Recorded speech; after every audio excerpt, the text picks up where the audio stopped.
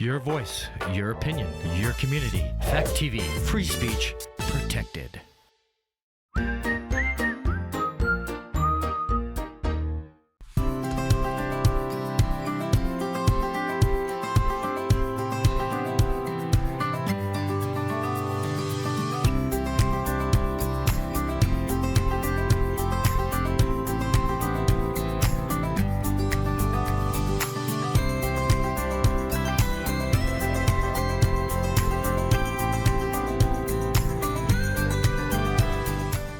Welcome to The Long Road. I'm your host, Chris Roberts, and we're going to talk about a few things that may cause some people some heartburn, but that's the way it's going to be.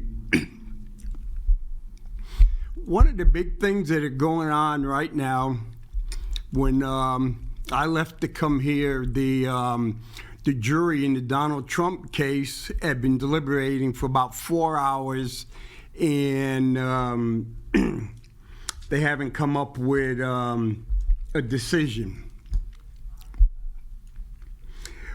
What you think about Donald Trump as a person, as a businessman, as a politician,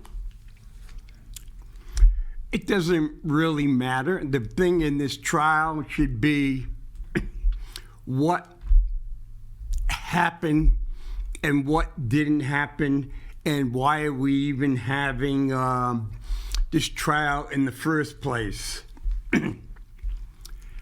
We're having this trial. It's going to go down in history as a political trial, something that we should not be going down. We're talking about $130,000. That's supposed to be spread all over the place. Mr. Cohen says, yes, there was a bag with $50,000, so I took $30,000 of it because I felt I was owed it. So if there was $50,000 in cash, why do you falsify business expenses? I was listening to reading part of the closing arguments by the prosecutor, and the prosecutor said that we need to convict Donald Trump of election fraud, campaign finance fraud, and because he influenced the election. And then he came out and says, it doesn't matter if he did it or he didn't do it. It doesn't matter if he had sex with Stormy Daniels or not. It doesn't matter if she was trying to do a shakedown extortion of it. It doesn't matter if she was committing a crime. All that matters was Donald Trump had a bunch of negative things that was said about him, negative things that he has stated, and the prosecutor says, you know what? He did this to pay her so this wouldn't come out in public. So the prosecutor is saying, if someone falsely accuses a politician of having sex with a prostitute or sex with a porn star, and that politician, say for example, spent his own money to keep her quiet, that is election fraud. Well, you know what? That would be open doors for people to accuse politicians of a lot of things. Hey, no question. Some politicians are quite slimy. I wouldn't trust them with the welfare of my family. I wouldn't trust them to be around my family. I spent 12 years up at Concord. Yes, and there was a lot of nasty, underhanding, self-serving individuals up there who were only up there for their own two reasons: to benefit themselves and restrict people's ability and freedom to do things based on what they thought was right. Not what the Constitution said, not what law says, but based what they thought was right. Okay? Like I said, you know what? Donald Trump is not a nice man. He's not an honorable man. He's committed a lot of things that are highly questionable. Without doubt, they're most likely illegal. He's pushed the limit. He has lawyers that push the limit. All billionaires, that's why they pay hardly no taxes, because they pay to buy people to go to the State House, to go to Congress, to write the laws to benefit them at our cost. But I have really serious problems with this court case. And like I said before, why do you bring up what type of sex that Donald Trump was supposed to be engaged in? There was a whole bunch of stuff that had nothing to do with whether he paid $130,000 to somebody and he tried to do it to influence the election. Well, the Federal Election Committee has already stated there was no crime committed by Donald Trump. And if we set the system where every state district attorney has the ability to say, we don't care what the Federal Election Committee stated, we're going to haul this individual in and we're going to accuse him or her of a crime. And then we're going to use the ability to bring out all the stuff that trashy magazines like National Enquirer and all stuff like that would print. Oh, next thing you would see, well, Donald Trump had sex with a space porn actress, an alien porn actress. And that wouldn't be slander, because the majority of the people would not believe that is true. There's a difference between slander and there's a difference between satire. But once you get into the courtroom and you go into the discovery process, so much information can come out that has nothing to do with the trial going on. And so, as I stated before, I don't like Donald Trump. I don't like Joe Biden. I don't think either one of them is fit to be president. And I believe if either one of them got elected for president due to their health conditions and things like that, they would most likely die of natural causes over the next 4 years. Plain and simple. If you look at statistically, 82 and 78, Donald Trump is extremely overweight. He gets extremely violent and bang, he could do that. Bingo. He could have a stroke or he could have a heart attack. President Biden, he's losing it. Plain and simple, he's losing it. He does not have the ability to stay focused all the time. And so I would not want either one making decisions on where we are going as a country in the future. And so I think this is a bogus case. I think that things like this, the cities and states and everything have used it through other ways to fine people for actions.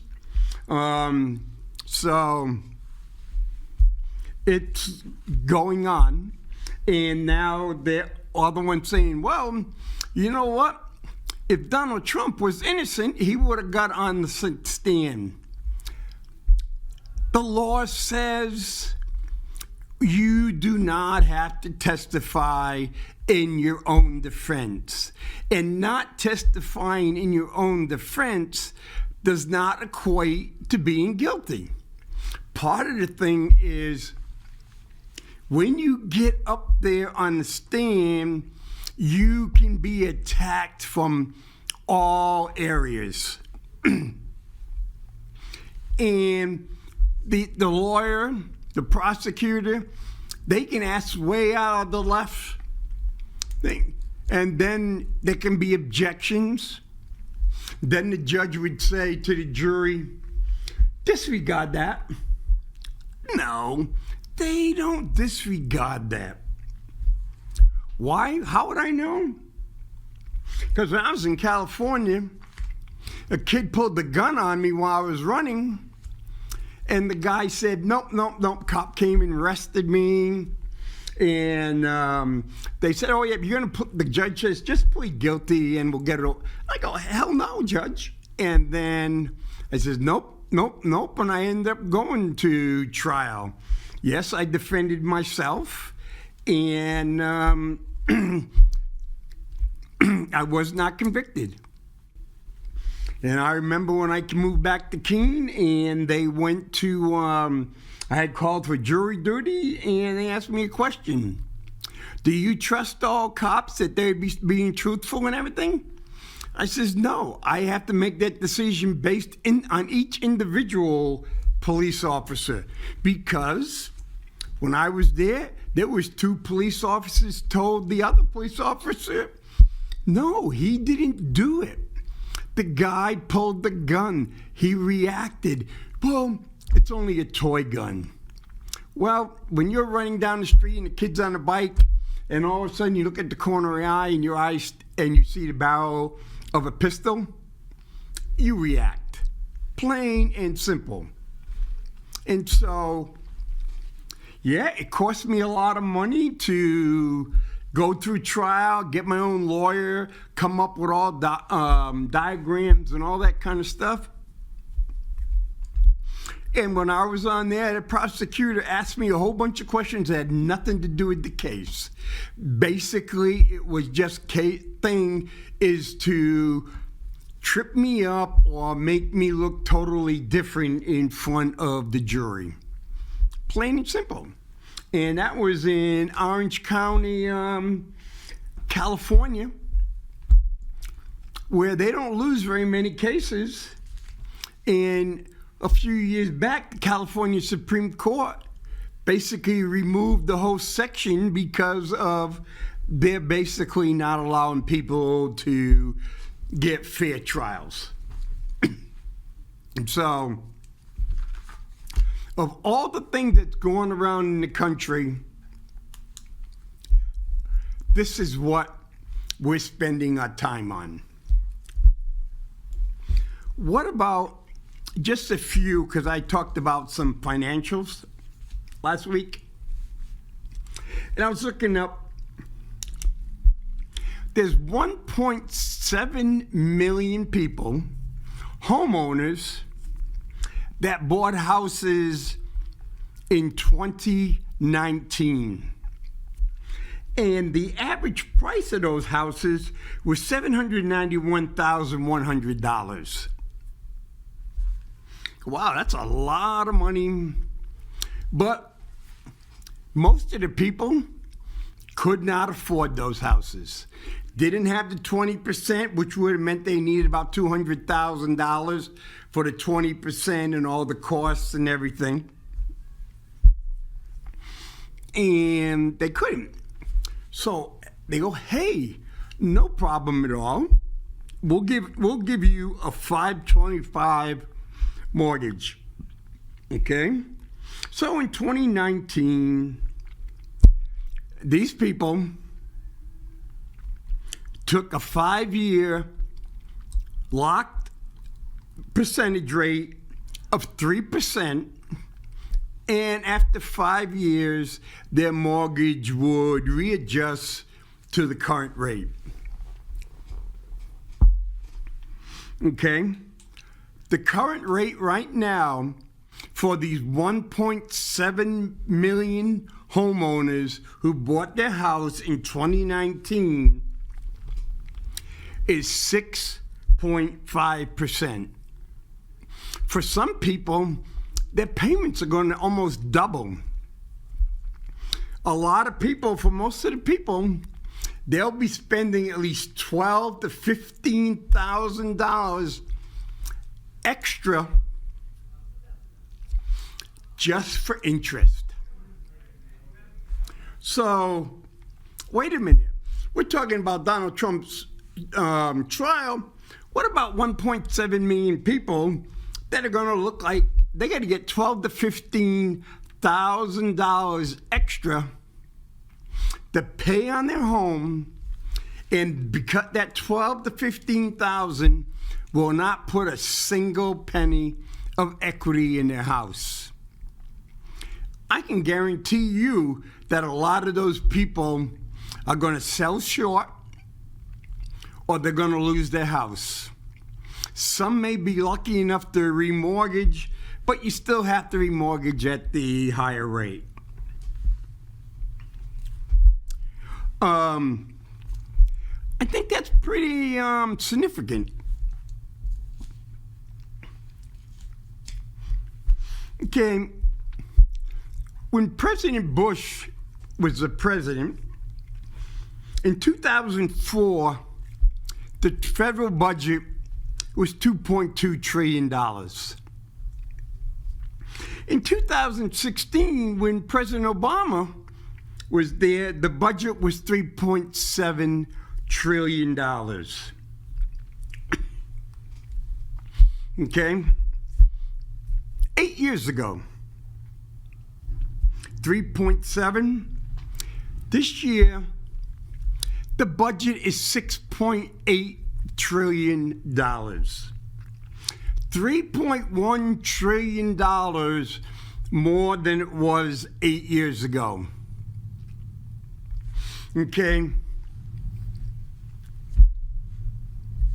So, the federal government increased the budget by 80% over the last 8 years. So, this is not the way to do it, but what's for a simple, so the budget has been going up 10% every year for the past 8 years.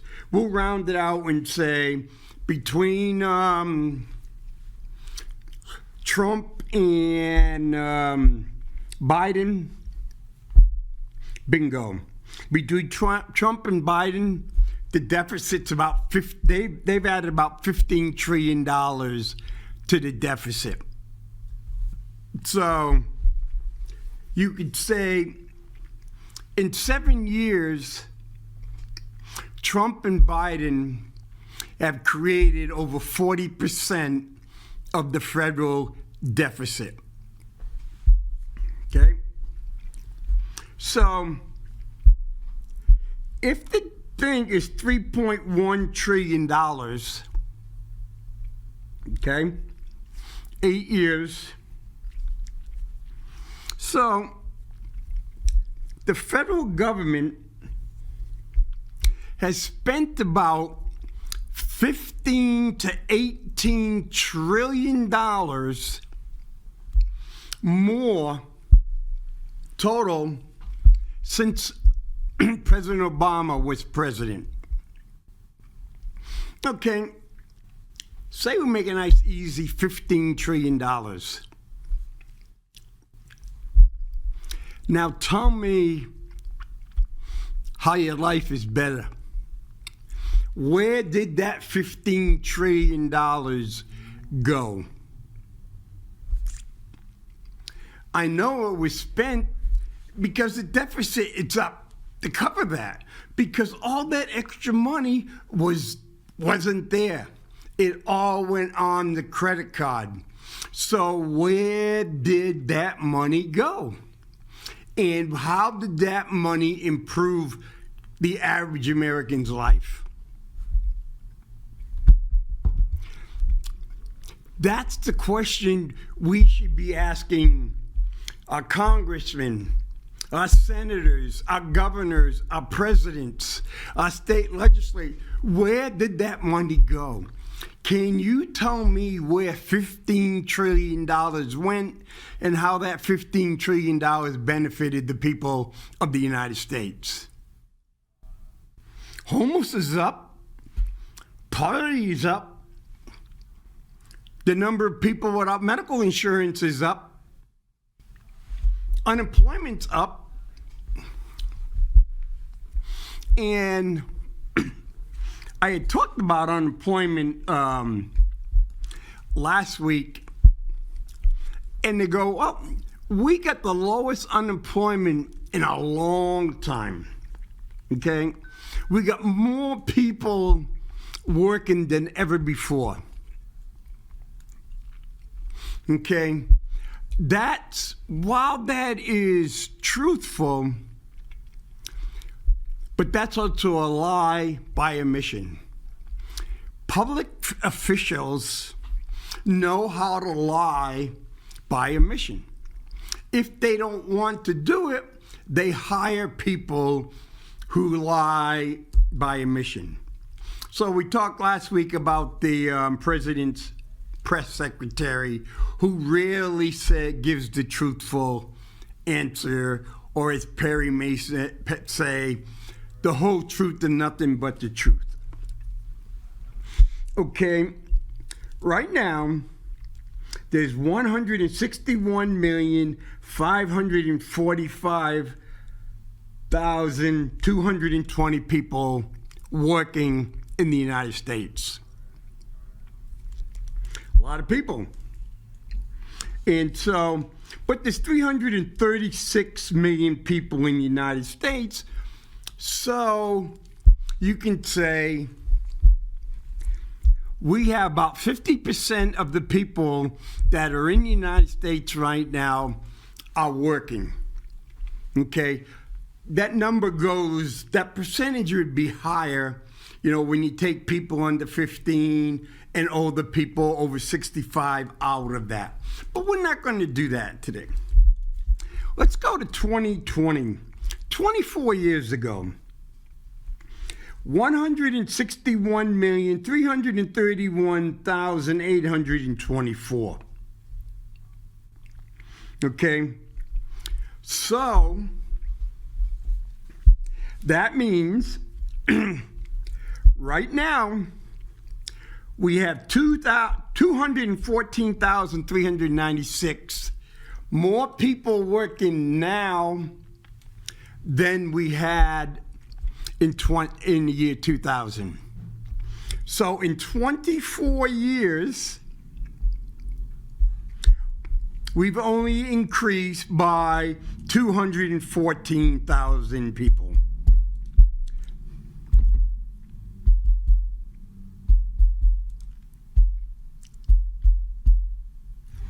So that means job growth has been less than 9,000 a year.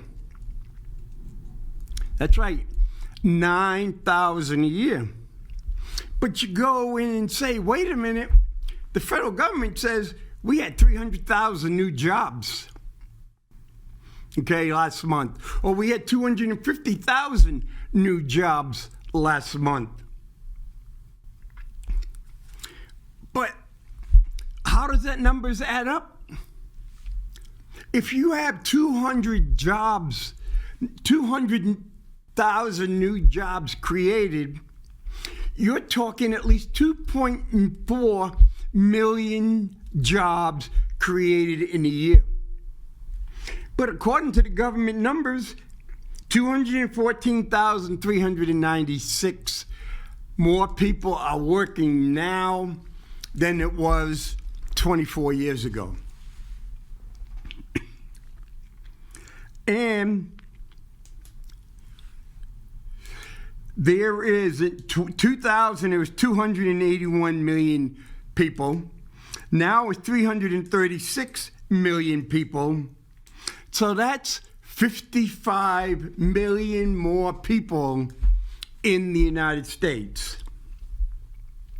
So under the system we have right now, looking at 2024 numbers and saying that 50% of the people, of all the people in the United States are working, for every 1 million growth in the population, we increase 256 jobs.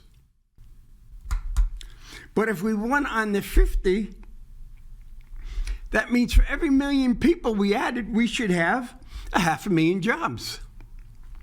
So we have 50% of 55. That means we should have at least 25 to 28 million more people working. So if we're on the same percentage and we're going to population growth and everything, we should have about 190 million people working in the United States. We don't. So these numbers that we're given don't add up.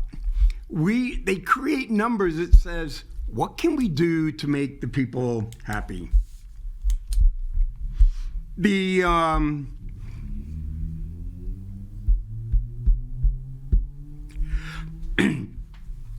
go and say, excuse me, median income is up. Well, the median income right now, that's 50% above, 50% below, is $39,538. You know what the median income was in 2000? $31,822. Okay.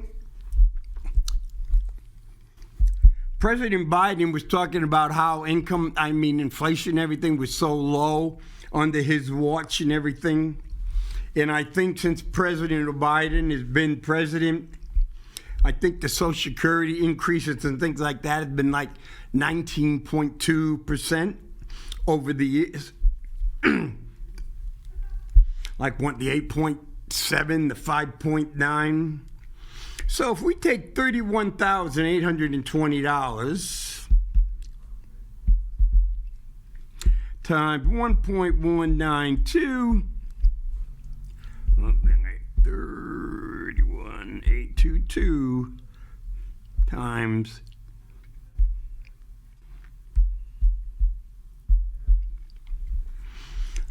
you know what that does? Just the inflation of the last 3 years, when you look at that, just the inflation, you would have had $37,931 to match the buying power of the year 2000. But then when you throw the other 20 years of inflation in there, that $39,538 is below the 2000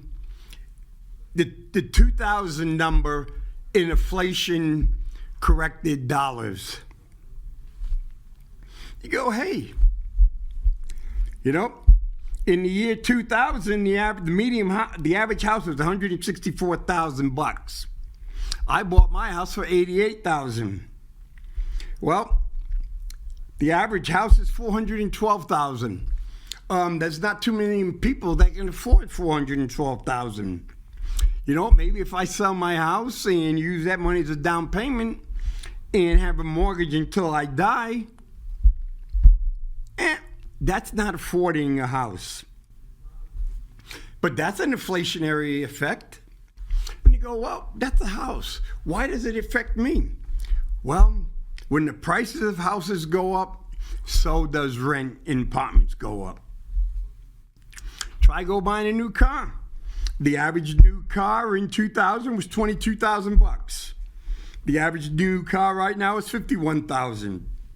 Going down in price, but it is going down. So You know what? President Biden's son is getting ready to go on trial.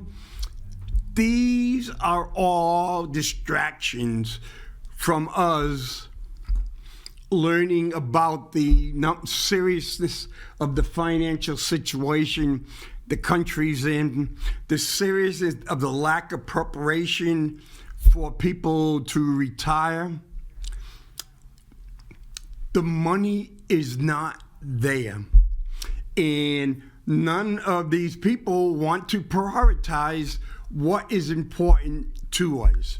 A lot of the individuals, they've got the taste of power, and they do not want to give up power at any cost.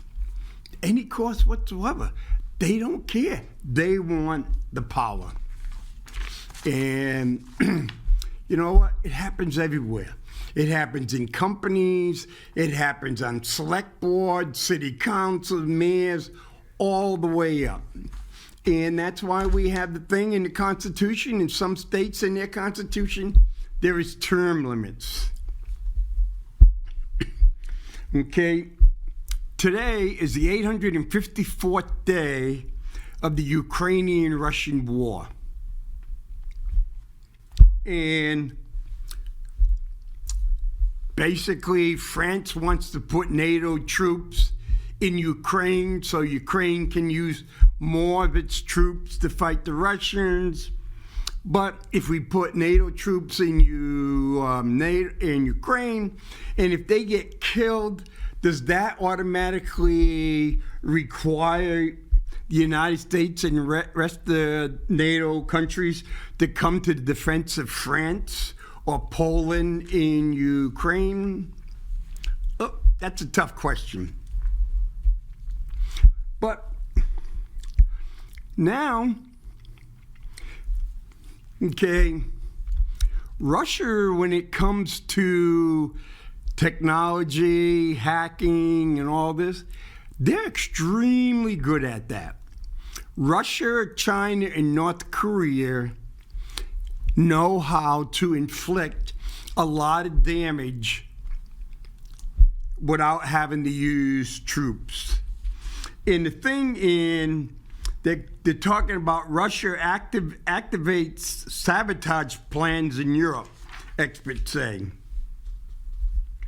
And an individual, a professor, I can't pronounce his name, professor of intelligence and national security at Coastal Carolina, this is an unprecedented phenomenon in Western post-war history. Some of the examples: in late April, 2 Finnair flights were forced to return home after GPS jamming prevented them from landing in Estonia's second largest city. The airline suspended flights for a month to find an alternate landing system. It is possible that the interference observed in aviation currently is most likely a side effect of Russia's self-protection. In practice, self-protection interference is used to prevent the navigation and control drones controlled by Global Navigation satellite system, says the interference has not only remained within Russian borders, but has also reached Finnish territory. Bingo. So Russia is doing the jamming of the GPS satellites and preventing the jamming in Russia. They're going over to Ukraine, so they want Ukraine to jam. And then the jamming does not stop at a border. The jamming doesn't respect the border. Soviet operate in their proxies. Typically, they're doing electric cables, power stations, pipelines, transport, telecommunication, said a senior lecturer at the War Studies Department at King's College in London. We're seeing this happen at a time of escalation. That's a key part of Soviet doctrine.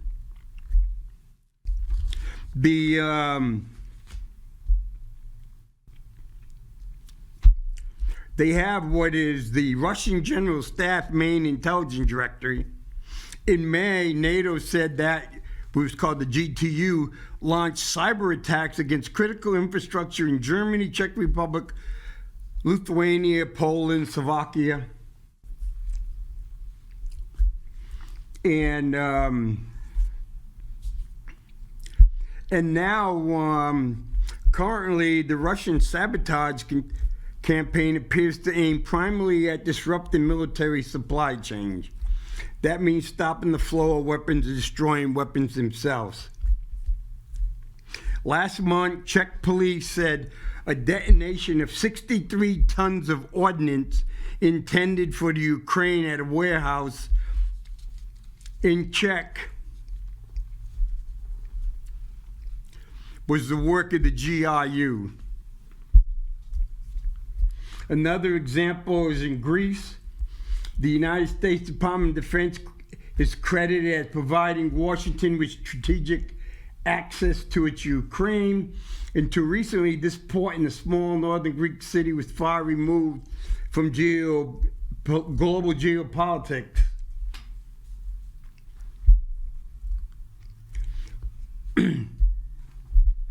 The North Sea today is just a dense industrial infrastructure environment where there's multiple points of failure. It is not pipelines, data, electric cables that crisscross the shallow sea floor, which come under suspected attack most recently when a Russian-operated Chinese merchant dragged its anchor on the sea floor, rupturing the Baltic connector gas line and telecom cables between Estonia and Finland last year. Someone did that to the Russian pipeline into Germany that just blew up. It goes both ways. And we're talking about a lot of emerging infrastructure. The future of green energy transmission hangs on what we can do in the North Sea. That's like offshore wind parks, hydrogen pipelines, disused oil fields that are intended for carbon storage. And what happens is people don't, carbon storage will be, people don't understand how shallow the Baltic Sea is. Like the guy said, you don't need a submarine. Most of the time, it's easy to do it from the surface to hide in the official traffic. You can do it with divers, you can do it with anchors, you can do it with submersibles, and you can use submersible drones.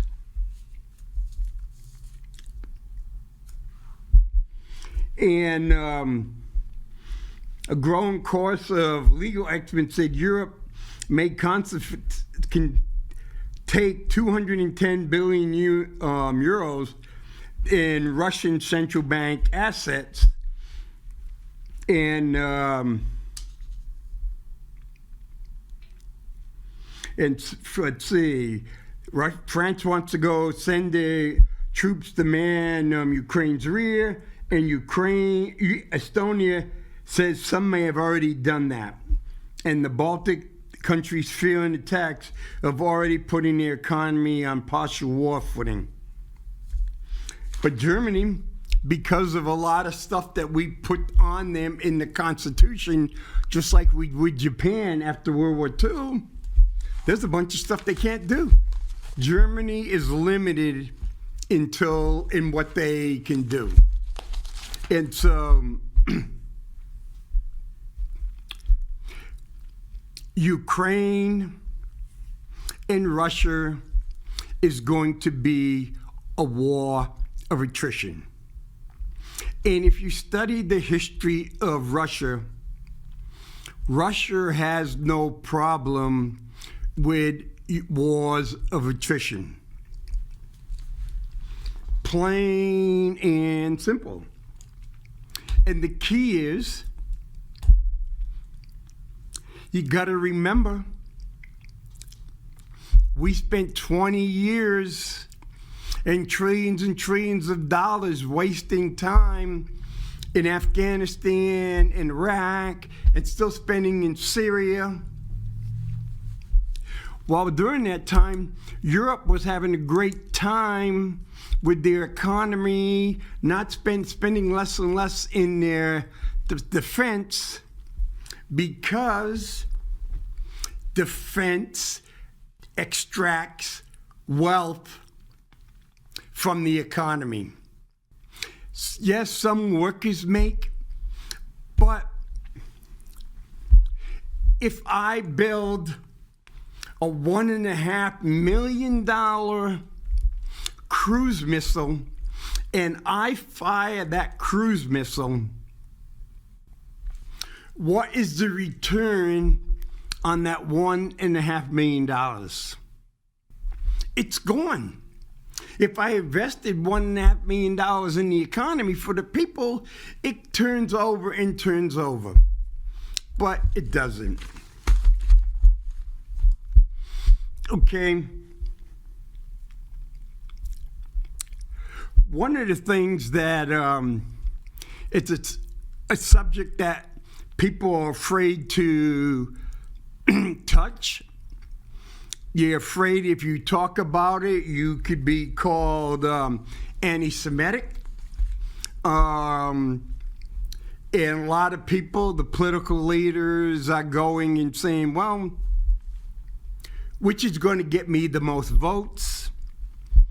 Second is, you got these billionaires are going and saying, you know what? If you continue to have these protesters, I'm not giving any more money. And then you got people arguing at protesters, saying no. But I look at this, I'm old enough, so I saw the protests, the civil rights protests, watching them on TV and everything. I watched the anti-war protests. We have protests throughout our history in the United States. And sometimes when you have these protests, then the people in power will then use police force to arrest protesters, which will only cause more protesters. Some protesters will even get killed, like Jonathan Daniels from Keene. Martin Luther King, there's been a lot of protesting. We have changes in the United States because of protesting. Yes, we've had KKK protests, we had Nazis protests, all different groups protests. But that's part of the United States, the right to assembly. And to me, if you're paying $60,000 to go to Harvard or Yale or Southern Cal, why are you stopping for people from protesting? Aren't you supposed to teach your students to be critically think, to ask why? If they're asking you as a professor, why is this? They expect an answer. Even if it's a biased answer, they expect an answer. But, hey, if you want to be the Ford Foundation chair professor, you better not do this. Or, so there's, anybody that is protesting, I will make sure they will never work in any company I own. And I'm big venture capitalist company, and got this. So look, isn't that saying, hey, go along or you're going to be punished? Don't question or you're going to be punished. If you follow the rule book, you get a good chance. So become a robot. Don't think. Go in the party line. And this is what happens. So why in the United States? This is why we have no middle. We want everybody here and everybody here. There can only be two party lines, and you must follow the party line. Well, no, and no. That's the benefit of being an American. you have freedoms, you have freedoms of individuality, and no, I don't have to do that.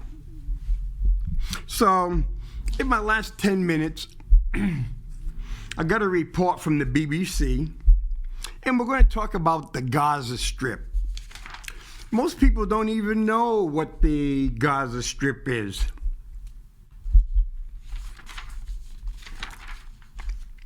The Gaza Strip, about 2 million people live in the Gaza Strip. Okay? And the Gaza Strip is fenced off in the north by Israel. It's fenced off by the border by Egypt on the south. And then you have Israeli gunboats at the sea. Okay? And the Gaza Strip, at its widest,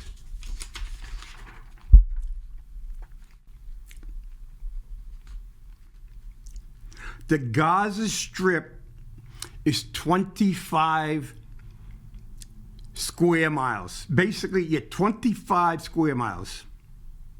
Oh, it's an wait a minute. Oh, on the ocean, it's 25 miles. That's all they have. So look at it this way: from Israel to Egypt, the Gaza Strip runs from, say, here to Gardner, Mass. That's the ocean part. Okay? In the northern part, it's about 5 to 7 miles wide. On the bottom part, it looks like 10 miles wide. And in the middle, it's about 4 miles wide. So, extremely small place, 2 million people living there. So, if we did 10, so say if we said, okay, it's 25 and go at the biggest at 10, so it's about 250 square miles. I think that's smaller than Keene, but Keene has 22,000 people. Gaza has 2 million people. Half the population is struggling with hunger and famine. The Gaza, Palestine is split into 2 places, and prior to the conflict, okay, I am not supporting Hamas at all. What Hamas did was horrific. What Hamas did, it did not go against all military targets. It went against innocent civilians, and that is a war crime. That is regular crime. That is murder. To show you how poor the people in the Gaza Strip was, before the war started, over 500 trucks a day brought food and medicine and things into the Gaza Strip. That was from aid, UN, United States, all of those.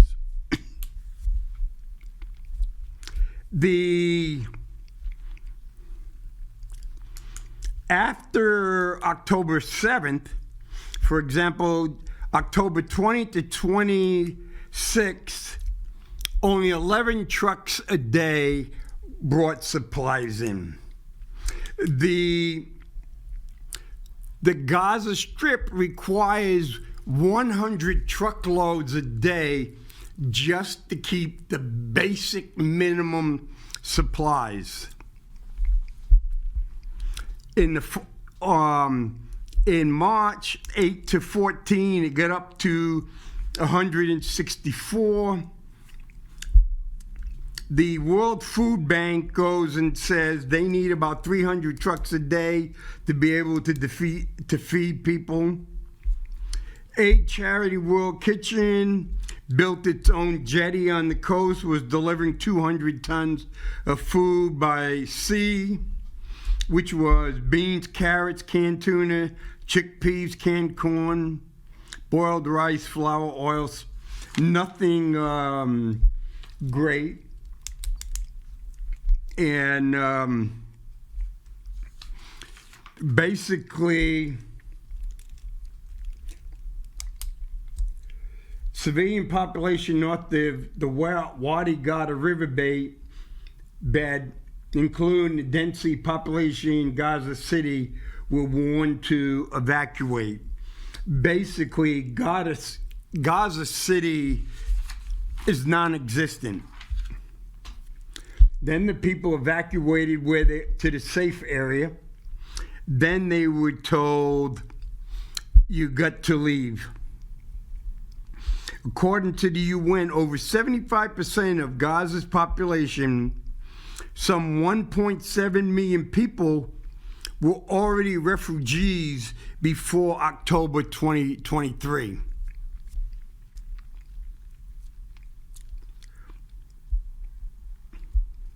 A Palestine refugee is defined by the UN as people whose place of residence was Palestine during the period of 1 June 1946 to 15 May 1948, and who lost both homes and means of livelihood as a result of the 1948 war.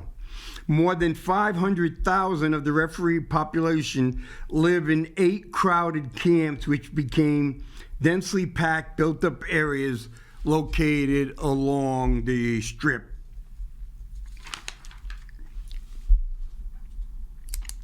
And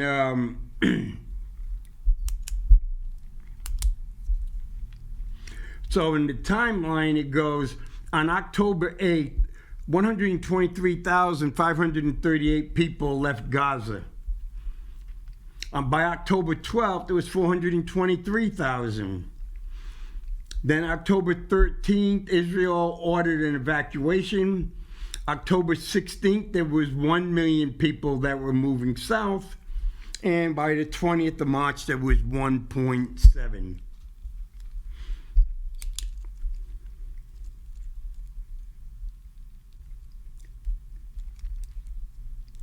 On average, before the conflict, there were more than 5,700 people per square kilometer.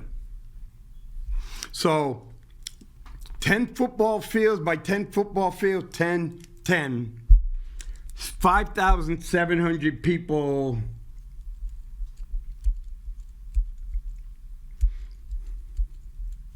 That is the basically, that's high density, like I said, like in the city of London, but mostly all these people are in tents.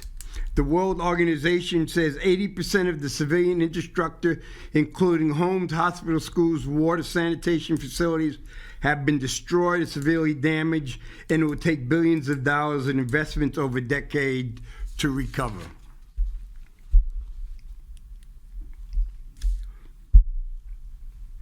At least 160,000 buildings across the whole Gaza Strip has suffered damage.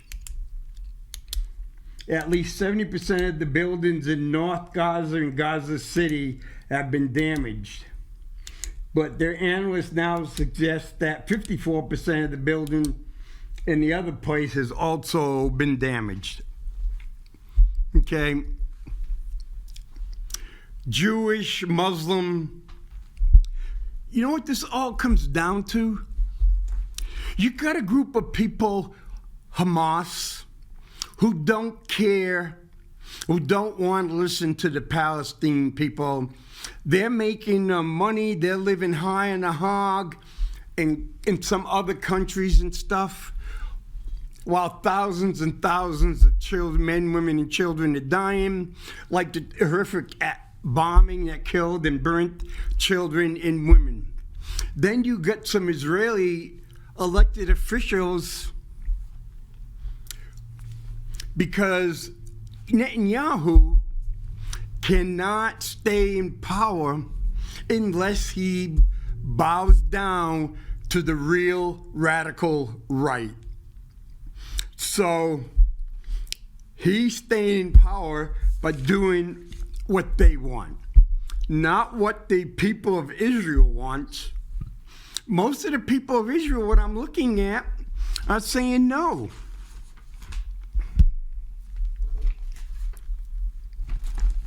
The Jerusalem Post, one of the oldest papers in Israel, says Israel has lost the war in Gaza.